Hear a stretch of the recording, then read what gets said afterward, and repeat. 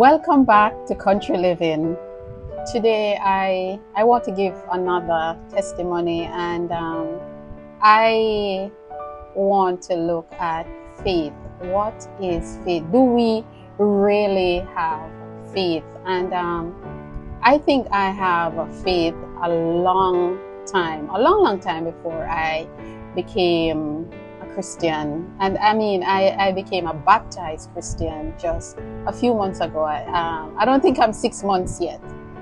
But what I want to talk about today is how good Jehovah has been to me. In 2017, I decided that I wanted more out of my career. And I said, okay, what am I going to do next? And, I just randomly apply to do a master's degree because I wanted a little bit more. I was getting bored and I wanted to be exposed to something more. And I said, I want to do a master's degree and I want to do it overseas.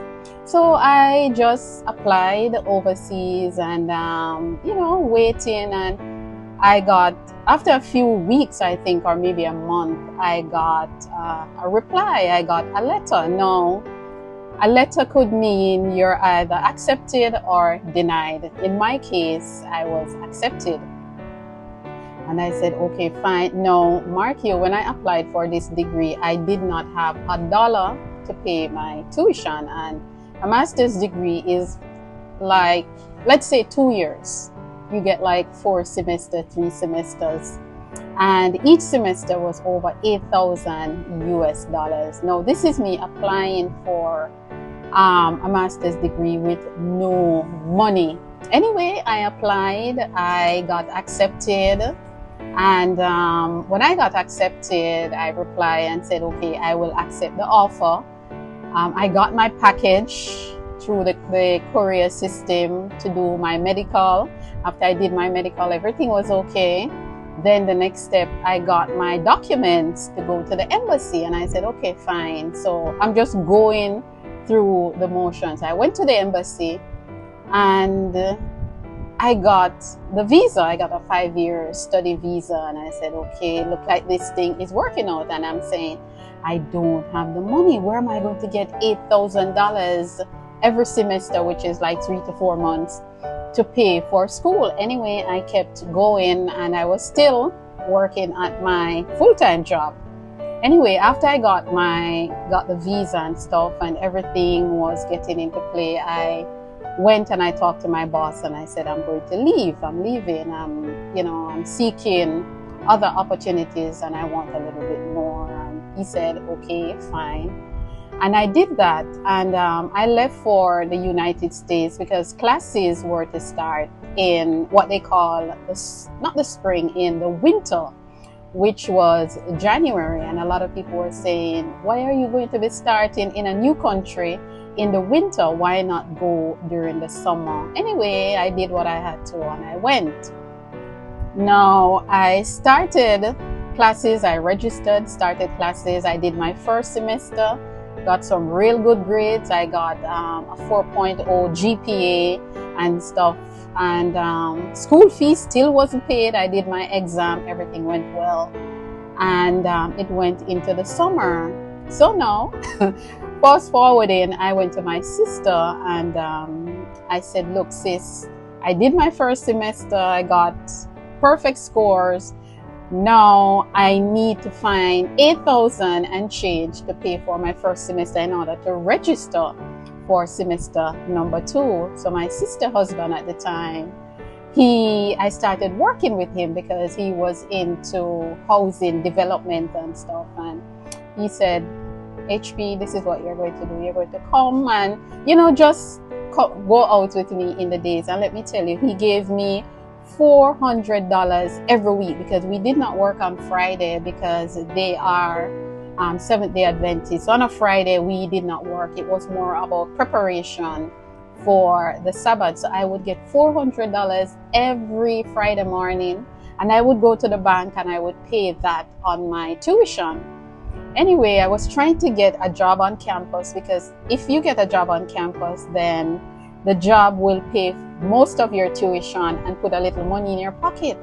And I sent in my resume, and the supervisor was impressed. And she said to me, Heather, we have a position, but you have to apply for it by May in order to get it. But your tuition balance must be under $1,000 US. And let me tell you, I did not know where the money was going to come from, but every week I got my $400 and I paid on my tuition. I did not finish paying until almost the end of August, when it was time for school, to get ready for school. So I paid it. And when my tuition went under $1,000, the supervisor from the office where I applied, she called me and she said, Heather, I held the job for you. The job is yours. And let me tell you, I was so happy, and I'm saying that must have been, only God would have done that, because I had to apply from May. I did not have the money to apply. And she held that job for May, June, July, the end of August. When I brought my school fee, my tuition balance on $1,000, I got the job, and I applied for the job and I got the job. But listen to this now. That wasn't everything.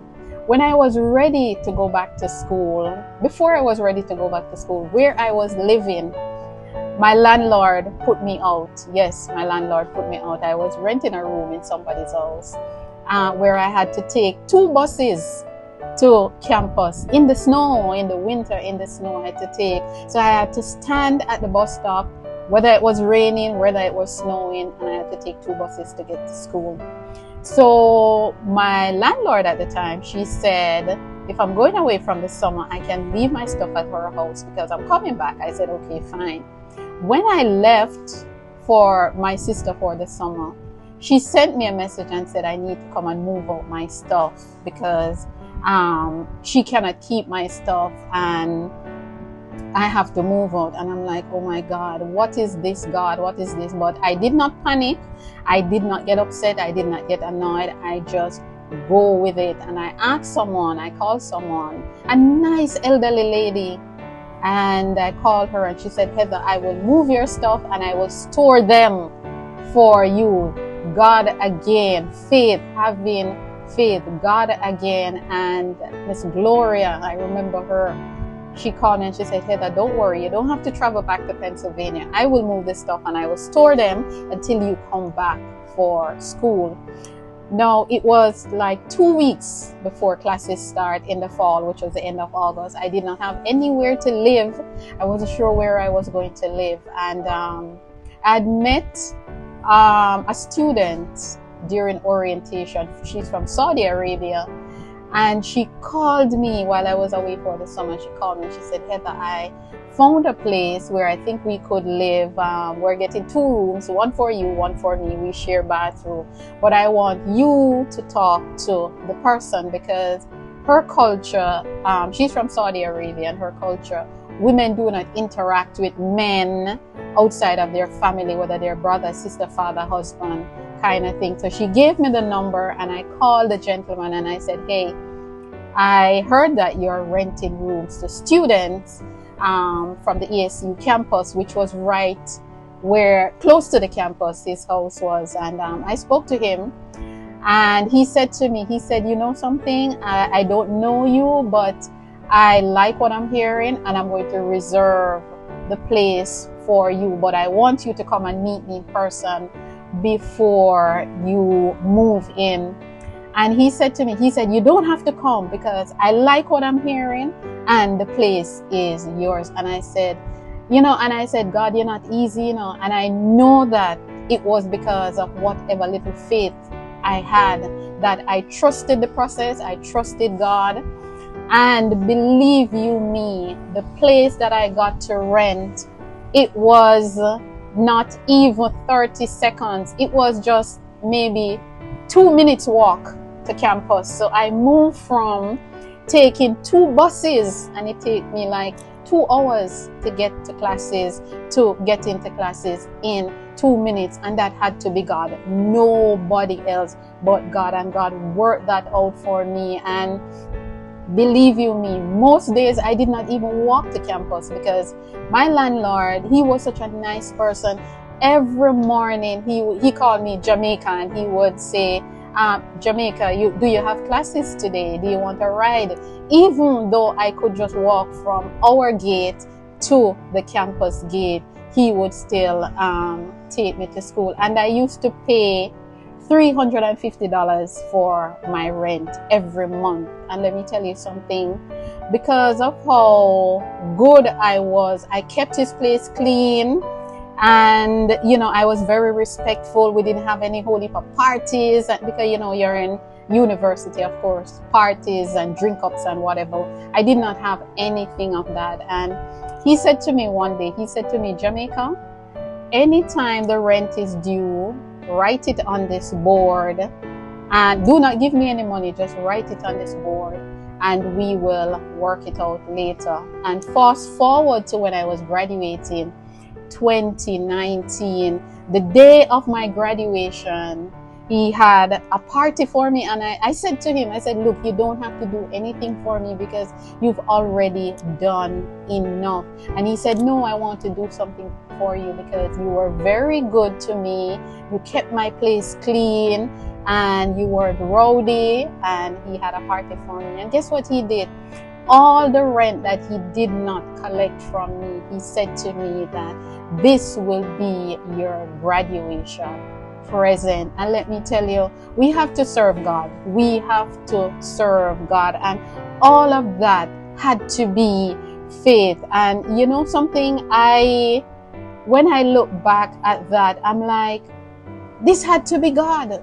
It wasn't me, it wasn't my family, but God just kept working out situations for me. And I just want to read something for you. And this is and I hope I interpreted correctly what faith means to me. Faith means looking past your immediate circumstances and trusting that God's promises are true even when you cannot see the outcome. And let me tell you guys, I believed, I trusted. I did not get flustered. I did not get upset. Each time something wasn't working my way, I said, God, you have to fix this. And let me tell you, for the entire summer, I did not know where I was going to live when it was time to go back to school. And not one time I was worried about it. And my sister kept saying, don't worry, God will fix this. And God worked this out even when I wasn't deserving. So for me, I have been thinking about faith a lot. And I realized that the faith that I had, it is growing. It is really growing. But the faith that I had, and I'm talking about 2018, 2019, and I got baptized in 2025. And God have been keeping me, and He has been doing a lot for me. So guys, just trust that God will work it out for you. Don't try to do it by yourself. Don't get upset when your plan goes sideways or when it fails. Just trust God and trust the process. And as I said before, faith means looking past your immediate circumstances and trusting that God's promises are true, even when we cannot see the outcome. Before I leave you, I just want to share Hebrews 11 verse 1, and of course about faith again. Now faith is the substance of things hoped for, the evidence of things not seen. So guys, we need to trust God. We need to trust the process and just believe that He will work it out for you. Don't stop praying. Don't stop hoping, because He will work it out for you. Have faith. With that said, catch you later.